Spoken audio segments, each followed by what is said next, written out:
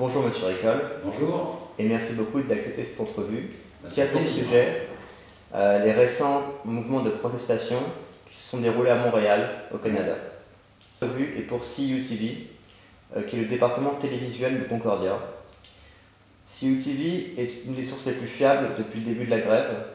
Ils sont toujours là en premier sur les lieux et elle est suivie par des milliers d'étudiants. Je vais me permettre de rappeler votre carrière, ou du moins les grandes lignes. Vous avez été président de l'International Federation of Accountants, président d'honneur de l'Agence pour la création d'entreprises, médiateur du crédit et de l'assurance crédit, et plus récemment commissaire général à l'investissement, où vous avez géré un budget très important de plusieurs milliards d'euros. 35 milliards. 35 milliards. Ouais. Dans des domaines comme la recherche, l'entreprise ou l'éducation, qui touche directement l'universitaire, et donc votre point de vue est très intéressant par rapport à ce qui s'est passé à Montréal. Et est-ce que vous avez eu l'impression qu'autour de vous, les gens étaient au courant de ce qui se passait, ou est-ce que le mouvement n'était en fait se passait à Montréal, mais les gens ont mis du temps à se rendre compte de ce qui se passait? Le sentiment que j'ai, c'est que, en tout cas pour la France, mais même pour une large partie du monde, le mouvement a été connu, mais il n'a pas eu une importance faisant les unes des journaux. Je veux dire, on aurait pu penser qu'on allait avoir quelque chose qui prendrait une importance comme mai 68 par exemple, voilà, en termes de couverture médiatique. On n'a pas eu cette couverture médiatique. Quand je parle de mai 68, c'est les mouvements de réaction étudiantin à Paris.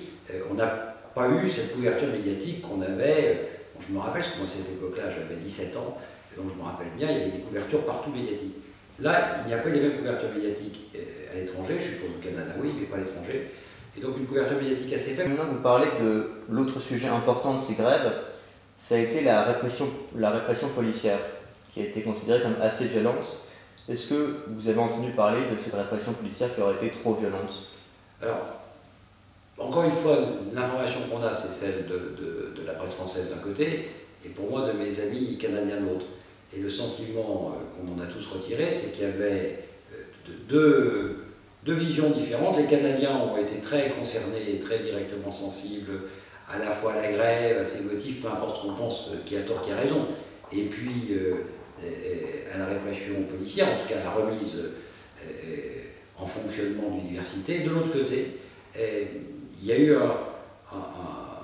une couverture moins importante et peu critique sur la répression policière.